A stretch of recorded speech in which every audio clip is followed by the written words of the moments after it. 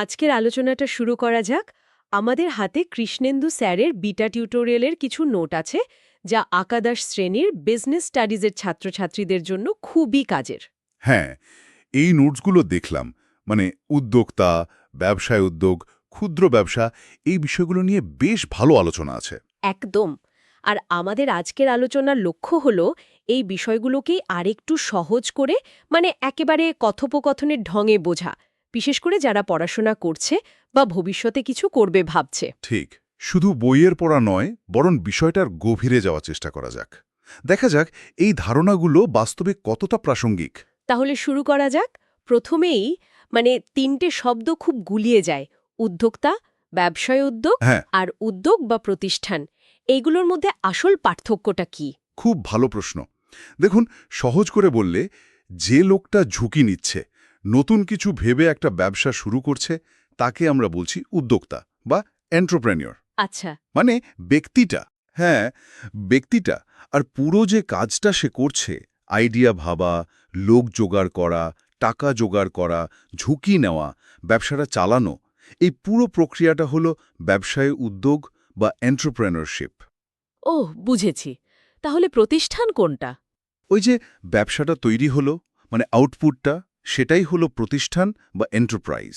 ধরুন, কেউ একটা নতুন অ্যাপ বানালো, সে নিজে হলো উদ্যোক্তা।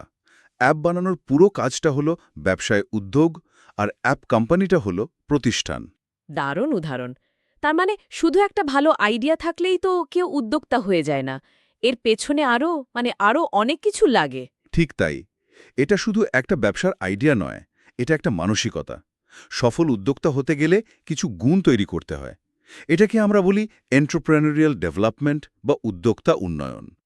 কি রকম গুণ একটু বুঝিয়ে বলবেন? যেমন ধরুন, দক্ষতা বাড়ানো, মানে শুধু ব্যবসার জ্ঞান নয়, লোক চালানো, কথা বলা, সমস্যা সমাধান করা, এই সব। আর সাহস, ঝুঁকি নেওয়া সাহস তো লাগবেই। একদম, আত্মবিশ্বাস আর ঝুঁকি নেওয়ার মানসিকতা তৈরি করাটা খুব জরুরি। মানে ব্যর্থ হওয়ার ভয় পেলে চলবে না। আর সবচেয়ে দরকারি হলো নতুন কিছু করার ভাবনা, ইনোভেশন, কারণ বাজার তো রোজ বদলাচ্ছে। এটা তো একটা লম্বা সফর তাহলে। শিখেই যেতে হবে। হ্যাঁ, এটা একটা ধারাবাহিক প্রক্রিয়া, কন্টিনিউয়াস প্রসেস। শেখার কোনো শেষ নেই। আর এখানেই ট্রেনিং বা প্রশিক্ষণের গুরুত্ব। ট্রেনিং, সেটা কিভাবে সাহায্য করে? ট্রেনিং কিন্তু খুব দরকারি। এটা শুধু বইয়ের জ্ঞান দেয় না, হাতে কলমে শেখায়, আত্মবিশ্বাস বাড়ায়। আর এর একটা বড় প্রভাব আছে সমাজে। সমাজের ওপর কিভাবে? দেখুন, সফল উদ্যোক্তারা তো নতুন চাকরি তৈরি করেন, তাই না? মানে এমপ্লয়মেন্ট জেনারেশন হয়, দেশের অর্থনীতি এগোয়, দেশের যে সম্পদ হয়তো পড়েই ছিল সেগুলোর ঠিকঠাক ব্যবহার হয়, মানুষ আত্মনির্ভরশীল হয়। আচ্ছা, তাহলে উদ্যোক্তা তৈরি করার জন্য কি কোনো নির্দিষ্ট ব্যবস্থা বা প্রোগ্রাম আছে? ধরুন, কেউ চাইছে, তাকে কি কেউ সাহায্য করতে পারে? হ্যাঁ, অবশ্যই আছে। এইগুলোকেই বলে এন্টারপ্রেনিউরিয়াল ডেভেলপমেন্ট প্রোগ্রাম, সংক্ষেপে ইডিপি। সাধারণত এর ৩টে ধাপ থাকে। 3টে ধাপ কি কি? প্রথমটা হলো প্রি ট্রেনিং ফেজ বা প্রশিক্ষণের আগের প্রস্তুতি। এখানে দেখা হয় কার মধ্যে সম্ভাবনা আছে, তার আইডিয়াটা কেমন, তাকে একটু তৈরি করা হয়। মানে বাছাই করা আর কি। তারপর? তারপর হলো আসল ট্রেনিং ফেজ বা প্রশিক্ষণ পর্ব। এখানে ব্যবসার খুঁটিনাটি শেখানো হয়, প্ল্যানিং, মার্কেটিং, টাকা পয়সার হিসেব, আইন কানুন সবকিছু। আচ্ছা, ট্রেনিং শেষ। তারপর কি সব নিজে নিজে? না না, সবচেয়ে জরুরি ধাপটা হয়তো এর পরেই আসে। সেটা হলো পোস্ট ট্রেনিং ফেজ বা প্রশিক্ষণের পরের সহায়তা। ব্যবসা শুরু করার পর হাজারটা সমস্যা আসে, তো তখন পরামর্শ দেওয়া, লোনের ব্যবস্থা করতে সাহায্য করা, বাজারের সাথে যোগাযোগ করিয়ে দেওয়া, এই সব। তার মানে পুরো সাপোর্ট সিস্টেম একটা। একদম, আইডিয়া থেকে শুরু করে ব্যবসা দাঁড় করানো পর্যন্ত পাশে থাকা। এখানেই তো সরকারের ভূমিকার কথা আসে, তাই না? ওই যে স্টার্টআপ ইন্ডিয়া স্কিমের কথা খুব শোনা যায়, ওটা কি এইরকমই কিছু?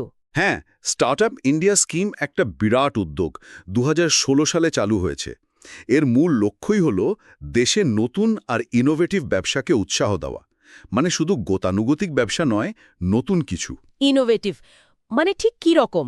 মানে ধরুন, নতুন কোনো প্রযুক্তি ব্যবহার করছে, বা কোনো পুরনো সমস্যার নতুন সমাধান দিচ্ছে, বা এমন কোনো প্রোডাক্ট বা সার্ভিস যা আগে ছিল না। আচ্ছা, এতে কি সুবিধা পাওয়া যায়?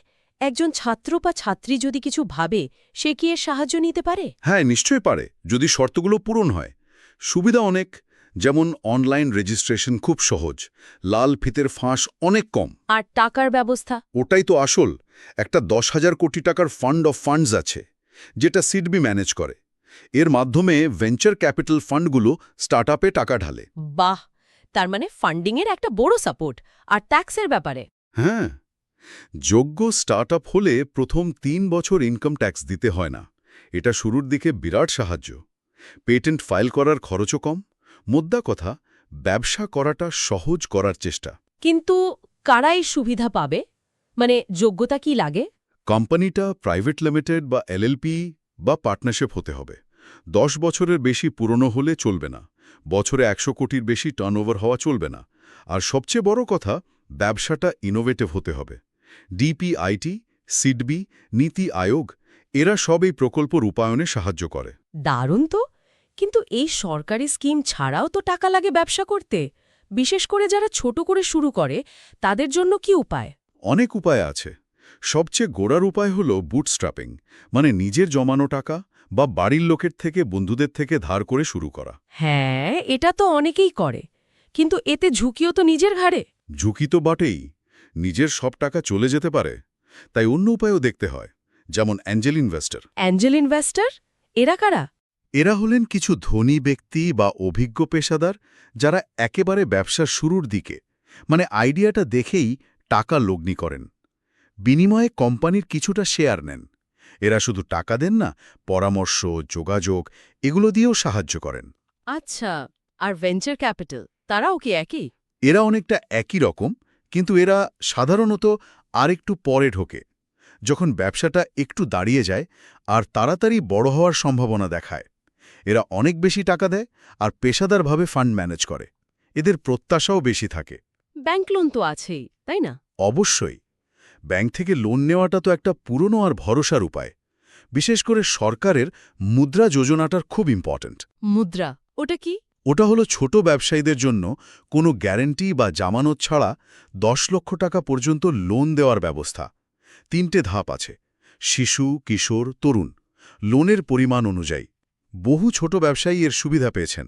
বাহ, আর অন্য কিছু কম পরিচিত উপায়?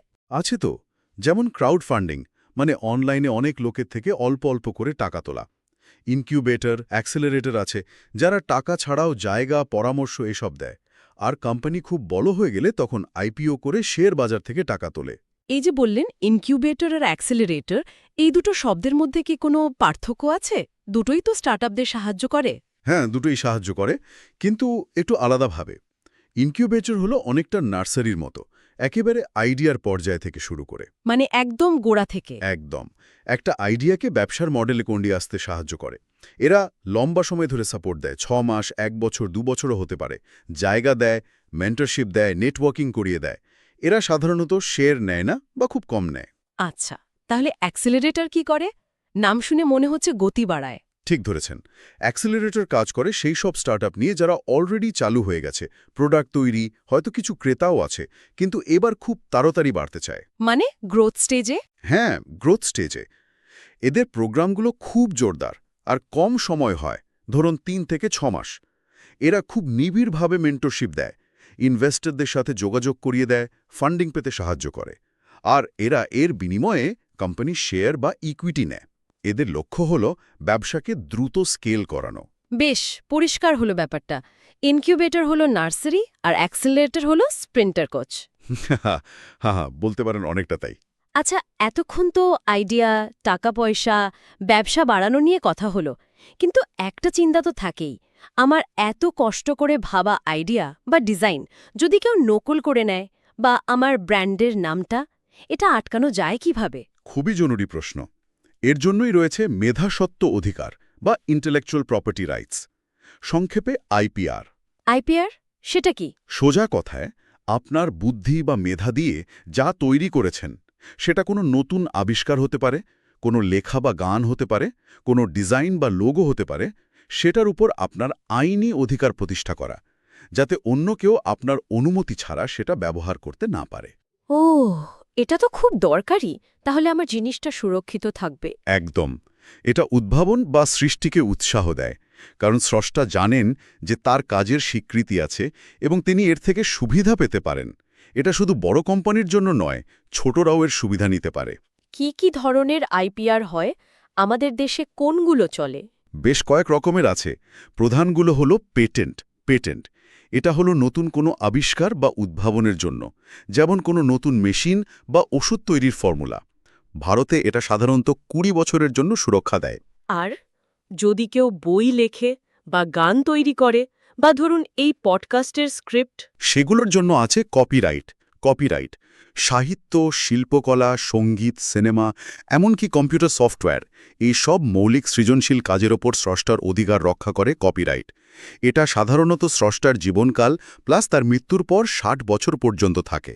আচ্ছা, আর ব্যবসার নাম বা লোগো, যেমন ধরুন কোনো দোকানের নাম বা চিহ্ন? সেটার জন্য লাগে ট্রেডমার্ক। কোনো নাম, শব্দ, চিহ্ন, ডিজাইন বা এগুলোর কম্বিনেশন যা একটা কোম্পানির প্রোডাক্ট বা সার্ভিসকে অন্যদের থেকে আলাদা করে চেনাতে সাহায্য করে, সেটাই ট্রেডমার্ক। যেমন ধরুন টাটা বা আমুলের লোগো। এটা ১০ বছরের জন্য হয়, তবে রিনিউ করে করে আজীবন রাখা যায়। অনেক সময় শোনা যায় জিআই ট্যাগের কথা, যেমন দার্জিলিং চা, ওটা কি? ওটা হলো জিওগ্রাফিক্যাল ইন্ডিকেশন। যখন কোনো জিনিসের বিশেষত্ব বা সুনাম তার নির্দিষ্ট ভৌগোলিক অঞ্চলের জন্য হয়, তখন সেই নামে তাকে এই ট্যাগ দেওয়া হয়। যেমন দার্জিলিংয়ের চা বা বাংলার রসগোল্লা। এটা ওই অঞ্চলের উৎপাদকদের স্বার্থ রক্ষা করে। এটাও ১০ বছর পর রিনিউ করতে হয়। পণ্যের ডিজাইন, মানে দেখতে কেমন, সেটাও কি বাঁচানো যায়? হ্যাঁ, তার জন্য আছে ইন্ডাস্ট্রিয়াল ডিজাইন রেজিস্ট্রেশন। কোনো জিনিসের বাইরের চেহারা, আকার, নকশা বা রঙের কম্বিনেশন যদি নতুন আর মৌলিক হয়, তবে সেটা এর মাধ্যমে সুরক্ষিত করা যায়। ধরুন একটা বিশেষ ডিজাইনের বোতল বা চেয়ার, এটার মেয়াদ প্রথমে ১০ বছর, পরে আরও ৫ বছর বাড়ানো যায়। আরেকটা টার্মও শোনা যায়, ট্রেড সিক্রেট। ট্রেড সিক্রেট হলো ব্যবসার কোনো গোপন তথ্য যেটা কম্পিটিটররা জানে না এবং যেটা থেকে ব্যবসাটা সুবিধা পায়। যেমন কোকোকোলার ফর্মুলা। এটা যতদিন গোপন রাখা যায় ততদিন সুরক্ষিত। এর জন্য আলাদা করে রেজিস্ট্রেশন করতে হয় না, কিন্তু গোপন রাখতে হয়। ভারতে এই সব কিছুর জন্য controller general of patents, designs and trademarks CGPDTM দফতর আছে। দারুণ! নিজের সৃষ্টিকে বাঁচানোর এতগুলো উপায় আছে। আচ্ছা, এতক্ষণ তো আমরা বড় বড় আইডিয়া, স্টার্টআপ এসব নিয়ে কথা বললাম, কিন্তু আমাদের চারপাশে তো অসংখ্য ছোট ছোট ব্যবসা দেখি আমরা। মানে সেই ক্ষুদ্র ব্যবসার জগৎটা নিয়ে একটু কথা বলা যাক। হ্যাঁ, এটা খুব গুরুত্বপূর্ণ একটা দিক। মানে এই ছোট ব্যবসাগুলোই কিন্তু আমাদের অর্থনীতির একটা বিরাট শক্তি। এই নোট অনুযায়ী কম টাকা, কম লোক নিয়ে স্থানীয় চাহিদা মেটানোই এদের মূল কাজ। মোটে তোর পরে ঠিক। তবে ২০০০ সালে সরকার MSME মানে মাইক্রো, স্মল আর মিডিয়াম এন্টারপ্রাইজের সংজ্ঞায় বদল এনেছে। এখন শুধু মেশিনে কত টাকা লগ্নি করা হলো সেটা দেখা হয় না, কত টাকার মাল বছরে বিক্রি হচ্ছে বা টার্নওভার কত সেটাও দেখা হয়। সংজ্ঞাটা ঠিক কিরকম এখন, একটু যদি বলেন। নতুন সংজ্ঞায় অনুযায়ী মাইক্রো বা অতি ক্ষুদ্র হল তারা যাদের মেশিনে বা যন্ত্রপাতিতে বিনিয়োগ ১ কোটি টাকা পর্যন্ত, আর বছরে বিক্রি বা টার্নওভার ৫ কোটি টাকা পর্যন্ত। আচ্ছা, আর স্মল বা ক্ষুদ্র? স্মল বা ক্ষুদ্র হল তারা যাদের বিনিয়োগ ১ কোটির বেশি কিন্তু ১০ কোটি পর্যন্ত, আর টার্নওভার ৫ কোটির বেশি কিন্তু ৫০ কোটি পর্যন্ত। আর মিডিয়াম বা মাঝারি? মিডিয়াম বা মাঝারি হল যাদের বিনিয়োগ ১০ কোটির বেশি কিন্তু ৫০ কোটি পর্যন্ত, আর টার্নওভার ৫০ কোটির বেশি কিন্তু ২৫০ কোটি পর্যন্ত। এই একই সংজ্ঞা কিন্তু ম্যানুফ্যাকচারিং আর সার্ভিস সেক্টর দুজনের জন্যই প্রযোজ্য। এই যে ছোট বা ক্ষুদ্র ব্যবসাগুলো, এদের গুরুত্বটা ঠিক কোথায়? মানে দেশের জন্য এরা কতটা দরকারি? গুরুত্ব অম্প্রেম, ভাবা যায় না কতটা। প্রথমত কর্মসংস্থান। চাকরির বাজার তৈরিতে এদের অবদান বিশাল, বিশেষ করে ছোট শহর আর গ্রামে। হ্যাঁ, এটা তো ঠিক। দ্বিতীয়ত এরা স্থানীয় সম্পদ ব্যবহার করে, মানে লোকাল রিসোর্স কাজে লাগিয়ে আঞ্চলিক উন্নয়ন ঘটায়। তৃতীয়ত এরা অনেক সময় বড় শিল্পকে সাপোর্ট দেয়, তাদের মালপত্র বা যন্ত্রাংশ বানিয়ে দেয়। মানে বড়দের সাপ্লাই চেনের অংশ। একদম। চতুর্থত এরা দেশের সব জায়গায় ছড়িয়ে থাকে বলে আয়ের বৈষম্য কিছুটা হলেও কমে। আর পঞ্চমত হস্তশিল্প বা লোকাল প্রোডাক্ট বিদেশে রপ্তানি করে এরা বৈদেশিক মুদ্রা আনতেও সাহায্য করে। কি কি ধরনের ছোট ব্যবসা হতে পারে, মানে ছাত্রছাত্রীরা নিজেদের আশেপাশে দেখতে পায় এমন কিছু উদাহরণ? প্রচুর উদাহরণ, যেমন ধরুন উৎপাদন ব্যবসা, মানে কিছু তৈরি করা, পাঁপড়, আচার, জ্যাম জেলি তৈরি, ছোটখাটো খেলনা বা ঘর সাজানোর জিনিস বানানো। আমাদের পাড়ার মোড়ের মিষ্টির দোকান। হ্যাঁ, অবশ্যই। বা ধরুন ট্রেডিং ব্যবসা, মানে কিনে এনে বিক্রি করা, মুদি দোকান, কাপড়ের দোকান, বইয়ের দোকান। পরিষেবা বা সার্ভিস ব্যবসা, যেমন সেলুন, বিউটি পার্লার, মোবাইল সারাইয়ের দোকান, জেরক্সের দোকান, ক্যাটারিং সার্ভিস। Coaching centre. হ্যাঁ, কোচিং সেন্টারও সার্ভিস বিজনেস। এছাড়াও আছে কৃষিভিত্তিক ব্যবসা, নার্সারি, মাশরুম চাষ, পোল্ট্রি। ঘরে বসে ব্যবসা, যেমন অনলাইনে শাড়ি বা গয়না বিক্রি, কেক বানানো। কুটির শিল্প, তাঁত, মাটির কাজ, বাঁশ বেতের কাজ। খুচরো ব্যবসা তো আছেই, এমনকি ফ্র্যাঞ্চাইজি কোনো বড় কোম্পানির ছোট আউটলেট খোলা। এদের কিছু কমন বৈশিষ্ট্য থাকে নিশ্চয়ই, যা দেখে বোঝা যায় এটা ছোট ব্যবসা। হ্যাঁ, থাকে। যেমন সাধারণত কম টাকা লাগে শুরু করতে, লো ইনভেস্টমেন্ট। কাজের পরিধি বা এলাকা সীমিত হয়, লিমিটেড স্কেল। এরা বেশিরভাগই শ্রম নির্ভর, লেবার ইন্টেন্সিভ। যদিও এখন প্রযুক্তি ব্যবহার বাড়ছে, এরা খুব ফ্লেক্সিবল হয়, মানে দরকার মতো চট করে নিজেদের বদলাতে পারে। ফ্লেক্সিবিলিটি মূলত লোকাল মার্কেটের ওপর নির্ভর করে, লোকাল মার্কেট ওরিয়েন্টেড। আর অনেক সময় সরকারি সাহায্যের ওপর কিছুটা নির্ভরশীল থাকে, গভর্নমেন্ট সাপোর্ট ডিপেন্ডেন্ট। এই সরকারি সাহায্যের কথায় আবার ফিরি। স্টার্টআপদের জন্য তো অনেক কিছু আছে বললেন। এই অসংখ্য ছোট ব্যবসায়ীদের জন্য সরকার কি করে? এদের জন্য অনেক স্কিম আছে, যেমন পিএমইজিপি বা prime minister's employment generation programme. এটা নতুন ব্যবসা শুরু করার জন্য লোনের ওপর বেশ ভালো সাবসিডি বা ভর্তুকি দেয়, শহর, গ্রাম সব জায়গার জন্য। আর মুদ্রা তো আগেই জেনেছি। স্ট্যান্ড আপ ইন্ডিয়া স্কিমটাও কি এদের জন্য? হ্যাঁ, স্ট্যান্ড আপ ইন্ডিয়া মূলত মহিলা এবং এসসি/এসটি উদ্যোক্তাদের জন্য। নতুন ব্যবসা শুরু করতে 10 লক্ষ থেকে 1 কোটি পর্যন্ত লোন দেয় ব্যাংকগুলো। এটা ম্যানুফ্যাকচারিং, সার্ভিস, ট্রেডিং সব ক্ষেত্রেই হতে পারে। কিন্তু লোনের জন্য তো জামানত লাগে। ছোটদের পক্ষে সেটা দেওয়া তো কঠিন। ঠিক, সেই সমস্যা সমাধানের জন্যই আছে সিজিটিএমএসি বা credit guarantee fund trust for micro and small enterprises.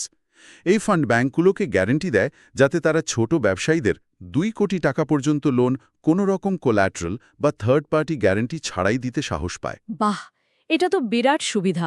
আরেকটা সমস্যা হলো টাকা আটকে থাকা, মানে মাল দিয়ে পেমেন্ট না পাওয়া। হ্যাঁ, সেটার জন্য আছে এমএসএমই সমাধান পোর্টাল। যদি কোনো ক্রেতা, বিশেষ করে সরকারি সংস্থা বা বড় কোম্পানি, মাল বা সার্ভিস নেওয়ার ৪৫ দিনের মধ্যে টাকা না দেয়, তাহলে এখানে অভিযোগ জানানো যায়। সরকার তখন পেমেন্ট পেতে সাহায্য করে। এছাড়া স্পেসিফিক শিল্পের জন্য স্কিম আছে, যেমন কয়ার উদ্যমী যোজনা। নোটে দুটো সংস্থার নামও আছে, এনএসআইসি আর ডিআইসি। এরা তারা, এদের কাজ কি? এনএসআইসি হল ন্যাশনাল স্মল ইন্ডাস্ট্রিজ কর্পোরেশন। এটা একটা কেন্দ্রীয় সরকারি সংস্থা, ১৯৫৫ সালে তৈরি। এর কাজ হল জাতীয় স্তরে এমএসএমইদের সাহায্য করা, যেমন সহজে লোন পেতে সাহায্য করা, টেকনোলজি সাপ্লাই করা, মার্কেটিংয়ে সাহায্য করা, সরকারি কেনাকাটায় অংশ নিতে সাহায্য করা। মানে ন্যাশনাল লেভেলে সাপোর্ট। হ্যাঁ, আর ডিআইসি হল ডিস্ট্রিক্ট ইন্ডাস্ট্রিজ সেন্টার। এটা জেলা স্তরের অফিস, ১৯৭৮ থেকে স্কিম চলছে। এদের কাজ হল একেবারে গ্রাসরুট লেভেলে গিয়ে উদ্যোক্তাদের সাহায্য করা, যেমন ব্যবসার রেজিস্ট্রেশন, বিভিন্ন স্কিমের ইনফরমেশন দেওয়া, লোন বা সাবসিডির জন্য আবেদন করতে সাহায্য করা, দরকারি লাইসেন্স পেতে সাহায্য করা। বলতে পারেন এটা হলো জেলার ওয়ান স্টপ শপ। তাহলে এনএসআইসি হলো সেন্ট্রাল সাপোর্ট আর ডিআইসি হলো লোকাল সাপোর্ট। একদম ঠিক। একজন জাতীয় স্তরে আর একজন জেলা স্তরে, দুজনেই এমএসএমইদের জন্য কাজ করে। তাহলে পুরো আলোচনাটা থেকে একটা জিনিস খুব পরিষ্কার হলো, মানে কেউ যদি ব্যবসা করতে চায়, সে ছোট হোক বা বড়, শুধু আইডিয়া থাকলেই হবে না, তাকে অনেক কিছু জানতে হবে, নিজেকে তৈরি করতে হবে। হ্যাঁ, নিজের দক্ষতা যেমন বাড়াতে হবে, ঝুঁকি নেওয়ার সাহস রাখতে হবে, তেমনি জানতে হবে টাকা কোথা থেকে আসবে, নিজের আইডিয়া বা ব্র্যান্ডকে কিভাবে বাঁচানো যায়, আর কোথায় গেলে সাহায্য পাওয়া যাবে। এই পুরো ইকোসিস্টেমটা বোঝা খুব দরকার। বিশেষ করে আমাদের দেশের মতো জায়গায় যেখানেই ছোট আর মাঝারি ব্যবসাগুলোর এত বড় ভূমিকা। একেবারে। এদের ভালো থাকা মানে দেশের অর্থনীতির ভালো থাকা, অনেক মানুষের রুটি-রুজির ব্যবস্থা হওয়া। আশা করি আজকের এই আলোচনাটা বিশেষ করে একাদশ শ্রেণী ছাত্রছাত্রীদের বা যারা নতুন কিছু করার কথা ভাবছে তাদের কিছুটা হলেও দিশা দেখাতে সাহায্য করবে, একটা ধারণা তৈরি হবে। সেটাই আশা করা যায়। আপনাকে অনেক ধন্যবাদ এত সহজ করে বিষয়গুলো বুঝিয়ে বলার জন্য। ধন্যবাদ। আচ্ছা, শেষ করার আগে একটা ছোট্ট প্রশ্ন বা ভাবনা রেখে যাই সবার জন্য।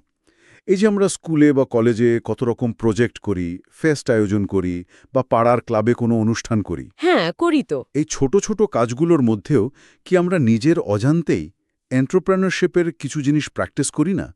যেমন নতুন কিছু ভাবা, দল বানিয়ে কাজ করা, কম টাকায় বা রিসোর্সে কিছু করে দেখানো, একটু ঝুঁকি নেওয়া। এই অভিজ্ঞতাগুলো কি আসলে ভবিষ্যতে উদ্যোক্তা হওয়ার পথে আমাদের তৈরি করে দেয় না? কি মনে হয়? ভেবে দেখতে পারেন।